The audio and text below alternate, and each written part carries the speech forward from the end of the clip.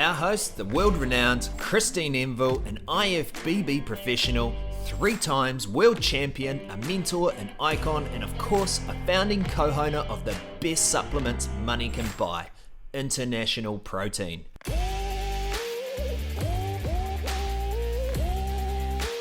In this podcast, we get technical about fat burners. We investigate the ingredients from 3 different brands and we go through the benefits in detail. We get Christine's list of ingredients that are essential. We discuss how and when to use a fat burner for the best results and whether too much can be harmful. All right, this time, Christine, I would love to hear about fat burners. I want to know what ingredients people should really be looking at avoiding in fat burners that could be potentially dangerous, and how and when to use fat burners to get the very best results. Can you use too much? So there's all these kinds of questions that I'm sure a lot of people have. Can you give us some actual real clarity on it? Okay, yeah, fat burners are probably one of the most confusing products on the market because there's really not two the same. It's not like a protein where, it's very basic. It's either like a quick acting or a slow acting or a blend.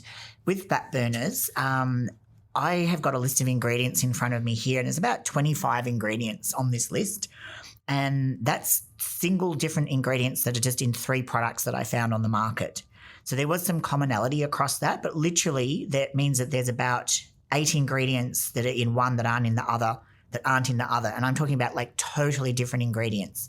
So I think when it comes to buying a fat burner, even to start off with, it would have to be very, very confusing, because even I looked at a lot of these and I was just like, okay, there's some common ingredients in here like garcinia, like caffeine, things like tyrosine, which I'm familiar with, but, as far as being a fat burning ingredient, it's not directly a fat burning ingredient. So that question of what to look for and what's dangerous, I think is a really good question. As far as the danger, I would like to think that there's really nothing in, fat burners that are on the Australian market that are terribly, terribly dangerous. But what becomes dangerous is the stacking effect. So a lot of people aren't just taking a fat burner. They might be taking a pre-workout as well. So to me, caffeine is the first one, which on its own isn't dangerous, and it is in majority of the fat burners because people, obviously caffeine does help to liberate triglycerides and help to burn, raise the metabolism, I guess, and also actually helps with post-workout soreness, which is not to do with fat burning, but it's just one of those things. But caffeine is obviously a traditional, people see it as a metabolism booster and an energy giver, which allows you to perform better. That is in a lot of fat burners, but it is also the number one ingredient in most pre-workouts as well. So what becomes dangerous is if you are taking a pre-workout and a fat burner. So whilst they have 2 very different actions, and a lot of people, that's why a lot of people will take them together. If you're suddenly taking in, 350 milligrams from a pre-workout, and then your fat burner happens to have 100 or 150 milligrams, now you're pushing up to 500 milligrams, which is actually quite dangerous. So that's one thing to look out for, how much caffeine's in your fat burner and how much caffeine's in your pre-workout. So you may need to look at when you're taking those, which I'll come back to, when to take a fat burner, but that more than likely you are going to be taking it in conjunction with a pre-workout. So other ingredients that are like very effective but also probably do need to watch out for is a thing called bitter orange. So bitter orange is obviously also known as synephrine. So synephrine is, I guess, a herbal version of ephedrine. If anyone remembers, the good old ephedrine was like the classic fat burner way back in the 80s and 90s before it actually got banned for being too strong. But it has that same kind of effect where it's obviously helping to, increase the rate that your body is burning fat and gives you more energy. And it is actually a really effective product, but there's a limit to how much you're allowed to add into products, which is about 30 milligrams. But I think that's your total daily amount that you're allowed to have is 30 milligrams. So if you're going to split your dosage up, you need to have like 10, 10 and 10. But what I'm seeing today on the market is that most people are putting that full 30 milligrams into one serving. So that does come back to the, how you actually use your fat burner, because you're getting full dosage now. For some people, that's too strong. And I do know people who have reduced it in their products because they said that a lot of their customer base was female and they don't tolerate, obviously, like mostly because our body weights are smaller than the average male. But there could be other reasons why females don't necessarily tolerate that. So they were getting feelings of nausea from that type of ingredient. I myself don't have a problem with it and think it's a really good ingredient, but it's something that you do need to be careful that you're not taking too much of it, because if you're taking 2 doses, then you are actually having more than what's legally allowed, and they have kind of erred on the side of safety. It is a tolerance thing, I guess, where people will get used to certain ingredients, and some people will tolerate better than others. That would be my two big watch outs when it comes to fat burners. Like, the really good thing about fat burners is that most of the ingredients that go into them are going to be good for your general health, even if they don't directly work in terms of fat burning, because a lot of them are kind of like, there's low levels of evidence. It's not really strong evidence that it actually works, but we have that perception. If there's like one study that said this maybe helps you to burn fat, that we all grab onto it and we put it in a product and market it. I was just going to say, that's marketing, isn't it? It is. And that's why you've got, 25 different ingredients. Exactly, because at one point or another, if you research these, then it will say that it is linked to the potential that it maybe does increase metabolism, increase a particular hormone in your body, which increases the use of fat. So there's all of those linkages. But the good news is that even if they don't directly burn fat, they are all going to be a healthy ingredient. Like, that's the really good thing, to be not to be scared of a fat burner. You know, once you've checked out the caffeine level, once you've checked out that bit of orange or synephrine level, majority of the other ingredients that are used in fat burners actually have other health benefits. For example, it can be anything related to fat loss, like regulating your glucose or regulating how your body takes up carbohydrates. Now, again, a lot of it is dose related, and a lot of the unfortunate thing of fat burners is because of the expense of the ingredients and getting the right type. A lot of the time you might be buying something that has the ingredient in, but not at the dosage that's needed to have the effect.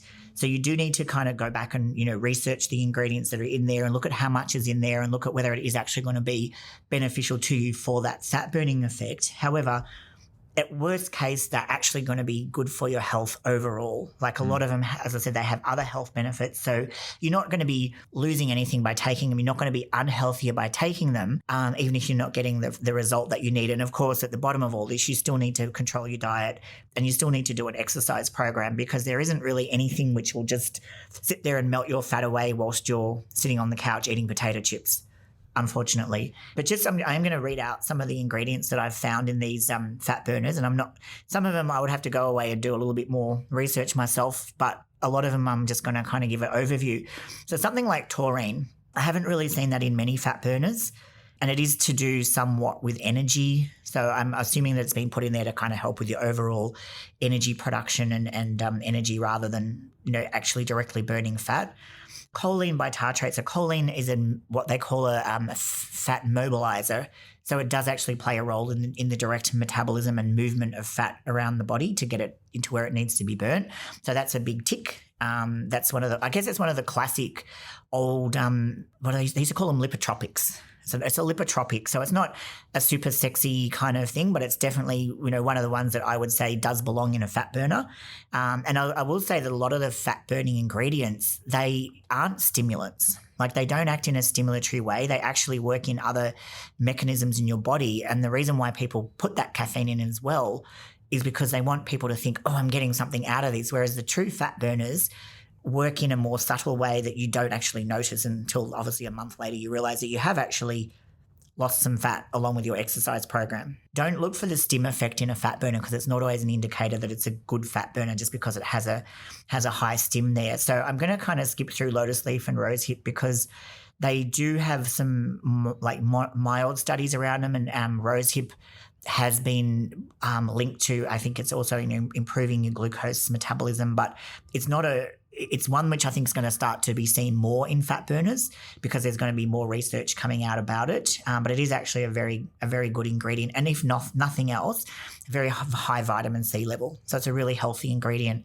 Apple cider vinegar, I think that's a tonic of the world. Like, it does everything. Mm-hmm. And again, I use apple cider vinegar myself, not necessarily for fat loss, but it's more of a body balancer. It kind of primes your digestive tract. I see it also in a digestive type product. So if you look at fat burning, you look at food metabolism, improving the metabolism of your food, improving how your body takes up that food, then obviously that's where that sits in there. So that's one of those ingredients. Garcinia cambogia, or hydroxycitric acid, is a really great, very well researched product to really change the way your body metabolizes carbohydrate, preventing that carbohydrate from being converted to body fat. And I might as well talk about that now in terms of the dosage of fat burners. This product is best taken in 3 separate dosages. And that's a lot of the research that's been done on all fat burners, is that it's not a one-dose product. And that's why this caffeine thing becomes really important, because you really need to take them 3 times a day, like spread out through the day. So I guess morning, middle of the day. So for example, first thing in the morning before your fasted cardio, before your workout, and then maybe before you go to bed. So you really don't want to be having a high caffeine product before you go to bed. And that is the most effective way to use a fat burner, is in those 3 dosages. Or if you had it, morning, midday, and then, pre-workout, and then have it well spaced away from your sleeping, but you do want to space it fairly evenly so that you have the action of these products coming into your body throughout the day or around meal times, because some of them do obviously interact with the carbohydrates that you eat, interact with the fat that you eat. So you want to have them timed near a meal. But the key thing is, unlike a pre-workout where you might have it just before you train and not again, a fat burner is most effective when taken in multiple dosages. So again, coming back to International Proteins isocuts, where we put the fat burners into the protein, that is designed to be taken 3 times a day. And obviously, as part of a meal plan, it's very easy to have, say, 2 solid meals in terms of having, chicken or beef or, fish with something, and then have 3 meals that are supplemented with a protein and fruit, protein and protein on its own, or some kind of meal that takes the protein supplement as the protein source. And that's why we designed it that way, is because you do need to have those ingredients taken in those dosages. And most studies that have been done around that, that's how they were given to the participants in the studies. But Garcinia has been around for a long time, and has a lot of research behind it as being a really good product, which will help the way that you deal with carbohydrates. And it's not going to give you a big buzz. It's not going to do anything like that, but it is going to be very effective in a controlled diet at altering your body composition. Theanine, that's actually something more associated with your mood and your mind state. And I think what's really popular with a lot of fat burners is that people can sometimes get anxiety when they're dieting, cravings, feel a little bit irritable, or it can also be in there to balance out the stims. So you want it because you don't want to be all jittery and not able to concentrate whilst you're on a fat burner. So something like theanine is not going to really directly help with the burning of fat, but it's going to be helping with your mind and your mood state. Interesting. Yeah. So then obviously we talked about bitter orange, that's on there. Methyltyramine, that's dynamine. And again, that is not a fat burner as such, as it's more of a keeping you alert. It works in with the teacrine, caffeine, dynamine. They are also commonly found in pre-workouts. So they're going to give you that immediate kind of mental pickup. But again, you can argue that if you're dieting and maybe you're on low carbs, which you shouldn't be, but maybe you are, and you need that mental kind of like get your brain functioning, keep you clear, because you can get a little bit foggy when you're dieting through the lower calories and lower carbs. So and again, this is in one person's product, one company's product, but it's not in the others. So that's what I'm saying. There's just so much variety between the different fat burners. I'm actually going to skip over the next one because it is not normally in a fat burner at all. It's normally in a pre-workout. Yep. Bioperine is basically black pepper extract, and that just helps with the absorption of ingredients. So it's not exclusive to fat burners. It does come into a whole bunch of other products where you basically just want to improve the uptake of those nutrients. So it doesn't directly do anything to do with fat burning, but it's just an enhancer for all of those supplements. Chromium, that's a great one. I'll put it kind of up there with choline. It's a classic, it's a micronutrient taken in very, very small amounts, but it's so critical to glucose regulation and glucose metabolism. So, people who are trying to lose weight may or may not be obese, may or may not have problems with diabetes and impaired glucose metabolism. So chromium plays a role in that. So again, it's one of those things where if you're a healthy person just trying to drop a couple of kilos, it's probably not going to do too much that you'll notice, but it's very beneficial in there. Selenium is, again, it's antioxidant more so than directly related to fat burning. The next few ingredients I have down here are all caffeine ones. So they're everything from, synthetic caffeine through to, herbal-based caffeines and green coffee, which in itself can actually be caffeine free, and it has another bunch of ingredients in it which are linked again to increasing metabolism, which people don't always like. They're more concentrated in a green coffee than a roasted coffee, because the roasting process can damage those particular components. But they're actually it's an overall type of health ingredient, health tonic, but it is having some promise in the way that it actually alters fat metabolism. So that's, and I'm actually a bit of a fan of green coffee. But again, it's one of those things where you don't get the jitters out of it because they've taken all the caffeine out, but the actual active ingredient is working silently, I'll say, working quietly in there. Green tea, same deal. It has some catechins and it has some components which have been shown to improve fat metabolism. Very, very effective when combined with your garcinia and your caffeine. So there, and again, that's what we're putting into the isocuts because it had some really good studies where it actually increased the thermogenic properties of the body and actually did increase energy expenditure without doing any extra exercise. It actually did raise the metabolism. Again, a lot of these ingredients work synergistically, and one out, they're good, but they are more effective when taken in groups. So that's some more of the ingredients. Tyrosine, again, that's just more of an energy, brain energy. Teocrine I mentioned as well. It's not really sitting very heavily in that fat burning space as much as it's putting in that overall concentration, overall focus and energy well-being kind of area. Grains of Paradise, that's, again, there's some really minor studies, and I forgot to make my notes on this particular ingredient, but it is definitely in the fat burning space, but it also has a lot of other health benefits, which even if those ones don't prove to be true, the research doesn't prove to be true, you're going to have a really great benefit from using that. What else have I got down here? I have Coleus. The Coleus fuscoli has been around for probably a good 15 or 20 years. All at that time ago, it came out with some really strong research. So I think it basically can also work to increase the effect of other fat-burning type ingredients. So again, that synergy effect is coming in. And it also can increase the CAMP, and I'm not quite sure how you actually say that, but it's basically a hormone within the body which is necessary for fat loss, and it can actually increase those levels, and hence why it is increasing the fat loss. So it's, like I say, they work silently on all these metabolic processes within your body. A lot of them are dose related. So I do stress that you can't just take a really small amount of these things and think that you're going to get them working. You really need to check out what the studies have been done on those, because just because it's in a product doesn't necessarily mean that it's in at the level that's going to do the work. And sometimes, just having a lesser level doesn't mean that it works a little bit less. It just means that it's not really effective at all. A couple of other ingredients I'm going to skip over because, again, they're more pre-workout type ingredients, but I am seeing them in fat burners. So something like the English walnut, it's associated with pre-workouts because it does, again, have that association with your mind, your mood, coordination. So it's more to do with performance necessarily than fat burning. But again, if people do associate feeling good mentally with obviously sticking on a diet. So people are taking like a really multifaceted approach to fat burning or fat loss or improved body composition. So they're not just focusing in on the fat burning side of it. Kelp, obviously that's a source of iodine. Iodine is really important for correct thyroid function. Thyroid has everything to do with your metabolism. So that's in there really as a support to your body, just giving you a source of iodine. You do need to be careful again with ingredients like that because you don't want to overdose on iodine. It is toxic. That's something to probably watch out for. There are regulations about how much you're allowed to put in so that you don't overdo it. Acetyl-L-carnitine and carnitine tartrate and the carnitines, and we will talk about them in more detail, but they are actually common to most of the fat burners that I am seeing on the market nowadays because they are so critical to actually burning fat. The actual process of transporting that fat into the mitochondria for it to be burnt. Without that, you won't burn the fat. So you can put a whole bunch of things in there, but if you can't get the substrate in to be burnt, it's not going to burn. And those ones are starting to show up a lot more.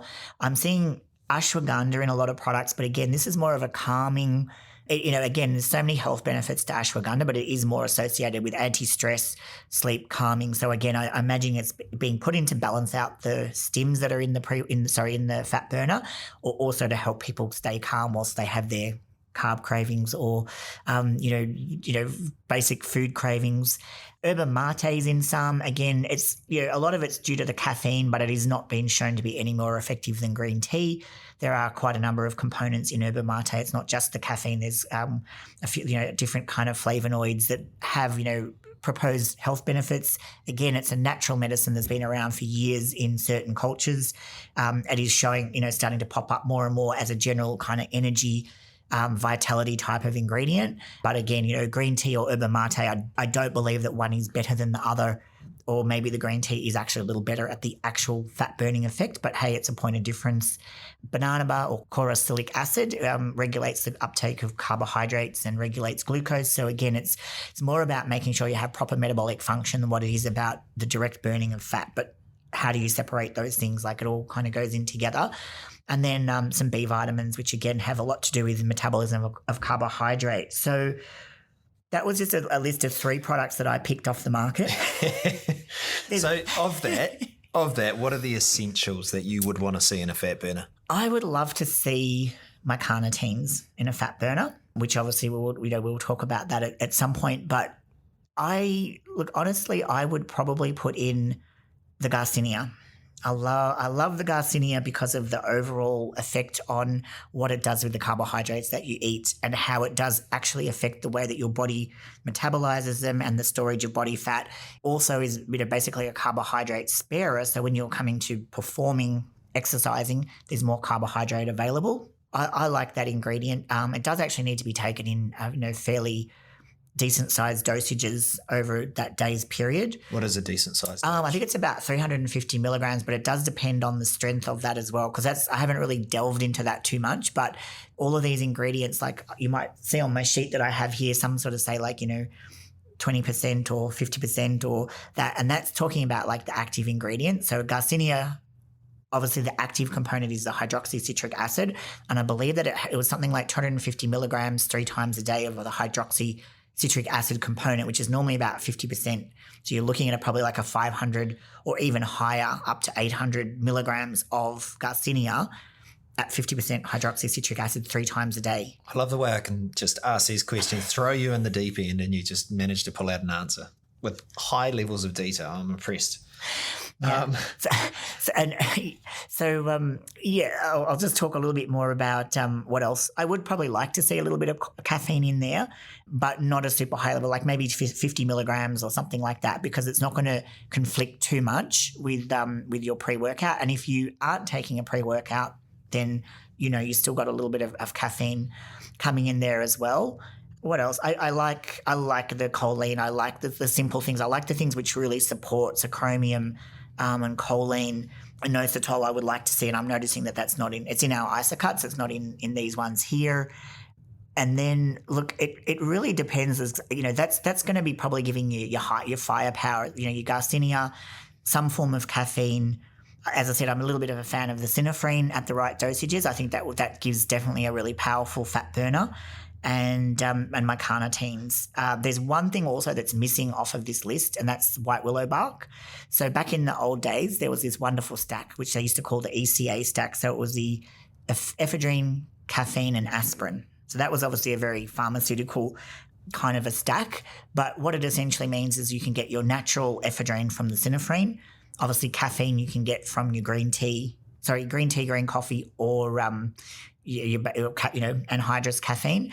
And then your aspirin is your white willow bark, and that's the natural form of aspirin. So that was very popular back when I first started competing, and that was a very powerful fat burner. And you didn't need all of these other things; you just kind of needed those 3, but everything else is essentially supporting those. So I think something that had some carnitine, maybe some white willow, your bitter orange, and then some green coffee, I think would actually make a pretty powerful one. Why hasn't International Protein done one? So I think I've kind of steered away from that just because there's so much confusion. And whilst I might believe that it's good, when you have 10 different products on the market, people tend to look at the number of ingredients more than the efficacy of those ingredients. And I want to put something out there that's works, and then if I'm having to put something out there that has a whole bunch of stuff which doesn't work because people see that as being, oh look, it's got all of that stuff in it, it's a hard market to really compete in. Mm-hmm. So that's why we kind of went with the carni strip, the carnitines, because it has other sporting performances other than just fat burning. Like it actually helps with endurance, not just fat burning, and it is very, very effective. The rest of it is like I'll wait till there's a little bit more research and decide what we kind of do from there. But it's one of those things where there's so many things that you can do, but you also have to remember that the market looks for, that think is more is better, and see maybe 20 ingredients and think, oh, this is a great product, when it's actually not. So, I don't know. When I see 30 ingredients that I don't understand, it overwhelms me and I put it back down. Now, I live in a tight body. I'm caffeine sensitive. So in a fat burner, I'd probably want to steer away from caffeine as much as possible, although it's in every fat burner almost on the market. So are there, I think, is Carney Strip got caffeine in it? No. It doesn't. No, it doesn't. So and the tightness really restricts me in my movement. So I just found that I'm better without it. Yeah. So explain. The Carney Strip. Yeah. So as I said, carnitine is one of the fundamental ingredients that you need to help burn fat, because without it, your body just can't get the fat where it needs to be to burn. So you can be in negative calories, but your body's going to burn muscle instead because it can get access to that. So with the Carney Strip, it's 4 different forms of carnitine. So essentially it's all doing the same thing at the basis of it, but each one has a different action, a different secondary action. One of them being obviously, more to do with your mental enhancement, mental alertness. So that's your acetyl, directly, works in the brain and gives you that pick-me-up feeling that you need with fat burning. And then it has the orotate version, which is that's going to help clear fatty liver. So that's something like fatty liver is I guess a modern day disease of people eating a lot of bad food, drink alcohol, too much sugar, essentially getting, too much, fructose, the high fructose corn syrup, which thank goodness Australia did not let into our food market. But a lot of the American products are making the move now to take them out. But it was a very, very cheap form of sugar, essentially, like cheaper than sugar. Very, very bad for you in terms of how it allowed fat to build up in the liver. That particular form of carnitine helps to clear that. So it's a really, the secondary benefit for that is amazing to keep your general health happening. Then there's the tartrate and the fumarate, and one works more on the heart muscle. And again, that's where carnitine, a lot of research has also been done on angina and keeping the heart muscle healthy, because everyone forgets it, or maybe they don't forget, but the heart's obviously a muscle. And, you exercise and it trains, but you need to support that as well. So the carnitine in that form is obviously helping with heart, and then the other one's directly helping with skeletal muscle and the contractions of skeletal muscle and the burning of the fat through that mechanism. So it's really good because we put some magnesium, which is going to help with your tightness, because it obviously helps a lot with nerve function and muscle contraction. And I think we also have the bioperine to help with the uptake of the nutrients of the magnesium. What else can I say about it? It's also, carnitine works as an endurance product. So that's why I said it's not just a fat burner. It's a performance product in that it's going to help with people who do more endurance type sport. I also found that it got me through my workouts and then got me into the cardio session that happened after my workout. So it's a noticeable thing. It's not a noticeable thing when you first take it. Like, it doesn't give you a buzz, obviously not having the caffeine, but it definitely, once it's working, you realize that it's working where it's supposed to, which it's allowing your muscles to contract repetitively for a long period of time. I think that's probably where we want to sit with our fat burner, because I recognize that people, like a lot of the ingredients that are in pre-workouts, by the nature of how they work on you, are also going to be like a secondary fat burner kind of thing. Mm-hmm. And then all of the other ingredients, they are not, like, there's a lot of research out that's showing promise, but a lot of it is so either contradictory or not confirmed.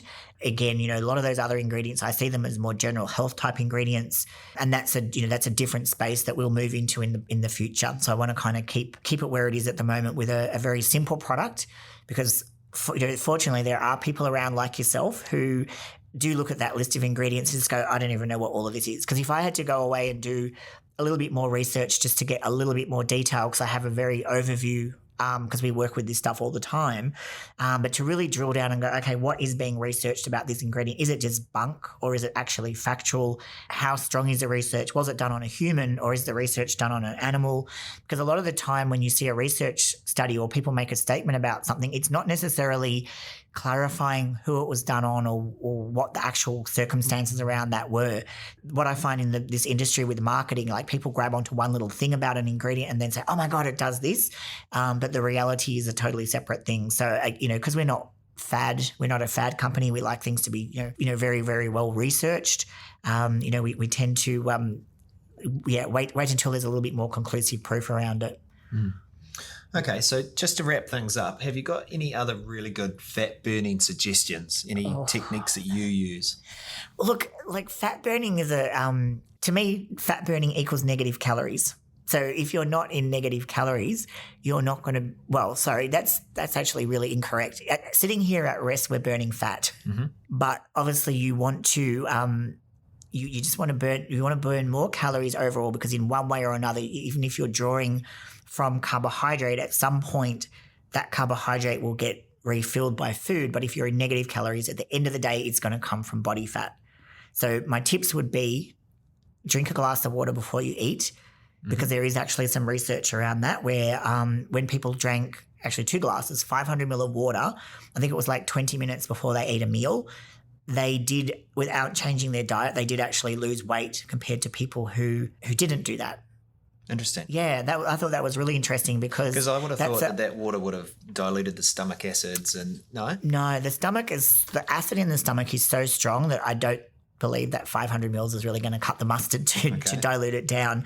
I believe it was I think it was honestly more to do with probably feeling fuller, because you're starting off with a slightly fuller stomach of water, even though it's water. And I think probably hydration has something to do with it as well. There's a lot of things which, again, the research isn't out there, but you kind of have that things that you've noticed over the years, how your body performs. But there's that side of it, the hydration side of it, but I think also just that, being a little bit fuller. And I'm trying to recall exactly the details of that study, whether people actually were allowed to eat ad lib, which basically means they weren't actually putting on a controlled diet and they were kind of watching their patterns. But that's some interesting research that's fairly recent in terms of, that is actually an old dietist trick. Drink a glass of water before your meal. Mm-hmm. And I think there's more to it, just being an old wives' tale. Do your fasted cardio. Yep. Again, that's another contentious one, but I still maintain that the rate that your metabolism burns at, if you exercise on a full stomach, you don't get the same prolonged increase in your burning, metabolic rate afterwards as what you do if you do that exercise on an empty stomach. So you essentially burn at a greater rate for longer when you've done it on an empty stomach. So that's one of my big tips for dieting. And eat your food slowly. Don't drink your food. If you're trying to burn fat and lose weight, make your body feel that it's full and make your body work for its food. So, chew your food, eat more slowly. All those things that your mum probably used to tell you that you thought was just nonsense is actually pretty true. You're also going to have less chance of getting indigestion and digestive problems that go along with it. Yeah, see, I came from a family of 4 boys and a single income sort of mother. And so if there was food on the table, you'd sort of scrap for it like dogs. You'd eat to survive. So that's a challenge for me, that one. It's habits. You just got to change habits. It's like you're learning to structure your meals and not have that 3 o'clock crash and that 3 o'clock craving. Yeah. Then it's just putting some, if you can get yourself into the gym and have that discipline of actually being in the gym, you can also work that same kind of discipline around your meals and time your meals and give yourself time to have them. Yeah. Because I think that's really, really important. And my other tip would be enjoy your food. Mm-hmm. If you're going to go on a diet or restrict your food, obviously you can't diet on ice cream and make that at every single meal, but at least with the foods that you do have, if someone puts you on a diet and tells you to eat fish and you absolutely loathe fish, you're not going to really enjoy that diet. So try to pick foods within the allowable foods that you actually enjoy and you look forward to eating, or put something in your diet. And that might be, where our proteins come in, because, and again, you just put it within your controlled calories, but it's sweet and you don't totally deny yourself of all those sweet foods, but you don't take them in from sugar. Try to take them in from a sweet protein or make something up that's kind of, that doesn't have those bad things. Or if you do, you control the amount, because it's not, nobody expects to survive on zero sugars and bad things. That just don't make them, a major part of your diet. So you can still have a tiny little bit, give yourself a treat and control it. And what about certain foods at certain times of the day? I believe that, again, if you're trying to lose weight, you want to stack your more complex carbohydrates and your more, your more grain-based carbohydrates earlier in the day, and at nighttime try to keep that to what you would call your fibrous carbs, so your vegetables that fill you up, but don't give you a huge amount of calorie input, because obviously as you wind down through the day, you go into sleep, you don't necessarily need to be having that energy given to you at that period of time. Overall, if you are in negative calories, it isn't going to make a difference really too much at the end of the day, but in terms of your performance, it will, because I'm assuming that you're not training last thing before you go to bed at night. You're generally training at maybe after work. So it is an individual thing where depending on when people are doing their training. So that's why I actually come back to structuring your diet around your training is probably the most important thing, given that that's how it is that you are training sort of say 5 or 6 p.m., not 9 p.m. at night. Then I will generalize and say, stay away from those more rich, complex carbohydrates at that time. Valuable stuff, Christine. Thank you very much. No problem. All right. So both Christine and I hope you've enjoyed this episode. And in fact, if you'd like to get involved, then tell us what questions you'd like answered on these podcasts. And you can do this by joining our Facebook group, Aussie Muscle Guru. You tell us what you're thinking. We'll be selecting the best question per recording and answering it to the very best of our knowledge. We'll also be giving away freebies to those who contribute. Words of wisdom. If you like what you've heard, recognize that these tips, they're free. So show your support by becoming a loyal international protein customer by jumping online, hunt our product down and hit that buy now button. So once again, like, share and subscribe to our podcast so we can continue to bring you these episodes from our one and only Aussie Muscle Guru, 3 times world champion, Christine Enville.